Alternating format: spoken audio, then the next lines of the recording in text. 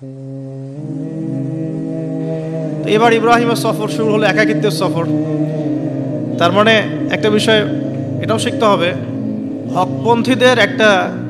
হকপন্থীদের সাথে আল্লাহর দেয়া একটা বিশেষ নিয়ামত হচ্ছে একাকিত্ব। হকপন্থীদের লাইফে আল্লাহ পাকের পক্ষ থেকে একটা বিশেষ অনুগ্রহ হচ্ছে একাকিত্ব। মানে একাকিত্ব কেন নিয়ামত বললাম? কারণ একাকিত্ব মানুষকে আল্লাহ চিনিয়ে দেয়। অনেক আলেম দেখবেন যারা জেল টেল খেটে বের হয়েছেন, তারা সবাই একটা কথা বলবেন, জেলখানায় আমরা আল্লাহকে চিনেছি। সব আলেমরা এই কথা বলে যারা ওখান থেকে বের হয়ে আসে।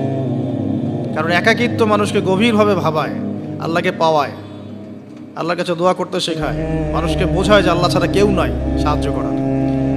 তো যারা হকপন্থী হয়, একাকিত্ব তাদের বরণ করতেই হয়।